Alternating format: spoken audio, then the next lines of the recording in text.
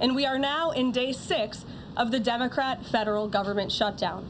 Millions of American federal workers are under enormous financial stress as a result, wondering how they will pay their bills and take care of their families. If the Democrats do not vote to open the government tonight, federal workers will not receive their next full paycheck. Additionally, the special supplemental nutrition program for women, infants, and children will run out of federal money very soon. This program provides vouchers to buy infant formula, fresh fruits and vegetables, and other healthy foods for low-income families. It can be easily fully funded if Democrats simply vote tonight to reopen the government. Also, our incredible military service members who risk their lives to preserve and defend our country are now working without pay and will miss their next paychecks if this Democrat shutdown does not end tonight.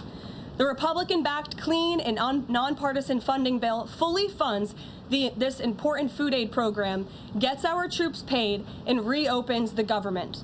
So all of this begs the question, what is the Democrat ongoing shutdown truly about? The sad truth, we believe, is that the Democrats intentionally shut down the government and are inflicting this pain on American citizens to try and demand free health care for illegal aliens. Of course, this is an indefensible and truly radical policy to be in favor of, let alone to use as the primary reason to shut down the United States government. So the Democrats and their allies are desperately lying about their true motivations. We have to set the record straight with the facts so the American people understand what's really at play here. House Republicans passed a clean and nonpartisan funding bill to keep the government open and ensure our troops and other hardworking Americans are paid. Every single House Democrat except one voted against this clean and nonpartisan funding bill. Senate Republicans have subsequently tried to pass this same clean funding bill 4 separate times, and they will do so again tonight, to fully pass it to be sent to the president's desk for signature. And the president is ready to sign this bill to reopen the government as soon as it is sent to his desk. Yet every single Senate Democrat except 3 have voted against this clean and nonpartisan funding bill. The Democrats' current position is that the only way the American government can reopen is if illegal aliens can get free health care. Don't take my word for it, just look at what's inside of the Democrats' proposal to reopen the government. Their funding proposal would result in nearly $200 billion spent on health care for illegal aliens and other non-citizens over the next decade. To put this in perspective, $200 billion is enough money to fund the entire children's health insurance program, which provides health insurance to low-income children and women. Under the Democrats' proposal, the millions of illegal aliens who improperly were granted asylum and paroled under the Biden administration would once again be allowed to receive Medicaid benefits. It does not end there. The Democrat proposal would also require Medicaid to pay more for emergency care provided to illegal aliens than it does for American patients who are disabled, elderly, or children. When someone shows you who they are, believe them. The Democrat Party has unfortunately closed our government, costing Americans their jobs, threatening our military readiness, harming our economy, and causing chaos, all to help the illegals who broke into our country. Instead of holding illegal aliens accountable and removing them from our country, which is what this administration is trying to do every day, the Democrats want to give them the free benefits paid for by the American taxpayer. Democrats in 2025 are for illegal aliens first and Americans last. This is the reality we are unfortunately facing right now in Washington, D.C. President Trump and Republicans will not give in to these radical demands. The President and Republicans have a sacred responsibility to serve and protect the interests of their constituents, the American people. That's why we are backing a clean and nonpartisan funding bill with no strings attached to reopen the government. Democrats should do what they did 13 separate times under Joe Biden and vote for this exact same type of funding bill. Now the Senate will vote tonight for the 5th time to reopen the government on the 6th day of this shutdown.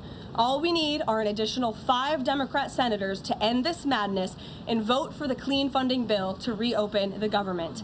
If you are an American watching at home right now, call your Democrat senators and tell them to do the right thing and end this shutdown. With that, I will take your questions. Here in our new media seat today, we have Elizabeth Mitchell from the Daily Signal. Elizabeth, thanks for being here, and please kick us off. Thank you for having me. I have two questions. First, President Trump told reporters yesterday that firings of federal employees are taking place right now. In which departments have people already been fired from their federal jobs due to the shutdown? The president was referring to the hundreds of thousands of federal workers who have been furloughed as a result of this federal government shutdown, both here at the White House and across the entire federal government. At agencies across the board, there are federal workers who are staying home. Many of them work in the White House. You know them. Some of them sit just behind me at those desks. They are unable to show up to work right now because the Democrats chose to shut the government down. Let me just ask you how you are coping with this situation, and have you heard about colleagues being fired, as we have heard this administration say they want to do and seize this opportunity to advance Project 2025 and fire more employees? Yeah, so I mean, this new threat of firing federal workers during the shutdown is actually not that new for us as feds. Our jobs have been under threat since January. We have been watching this White House attack us and the work that we do for the American people for months now.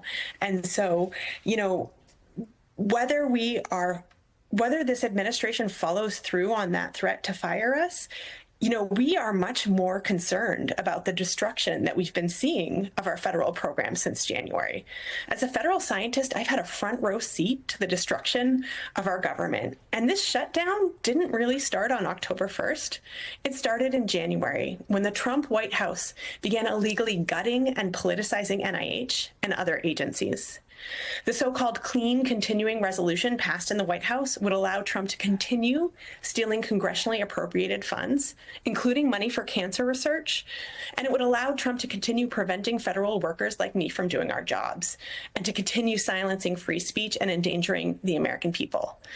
We need Congress to pass a budget with real safeguards to protect a government of, by, and for the people, to pass a budget that averts the healthcare crisis and halts the lawless destruction of our public goods and freedoms. Can I just go back to it really quickly? Just how are you personally coping with the government shutdown, and are you bracing yourself that this could be extended for weeks? I mean, I've been bracing myself for losing my job since January. None of my colleagues have felt safe in our role as federal workers since Donald Trump put Russell Vought in charge of the Office of Management and Budget. Russell Vought is a person who said he wanted to put federal workers in trauma, that he wanted to make us public enemy number one, and that he wanted us to wake up in the morning and not want to go to our jobs. And so that is the conditions in which we've been operating since January. So this new threat that feels new to everybody else, we've been living with it since January. The authoritarian mirror. I think the scariest thing about Trump isn't what he did, it's what he proved.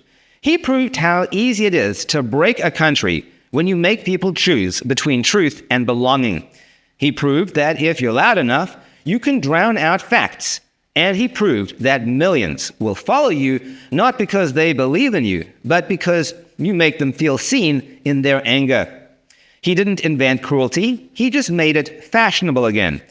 He made people proud of the worst parts of themselves. The insults, the lies, the mocking, it wasn't politics anymore. It was an identity. And when the system tried to stop him, the courts, the press, the voters, he turned their resistance into proof of persecution. That's what makes him dangerous. Not his power, but his ability to convince others they're powerless without him. He showed every aspiring strongman on earth that democracy doesn't need to be destroyed. It just needs to be mocked until it collapses on its own.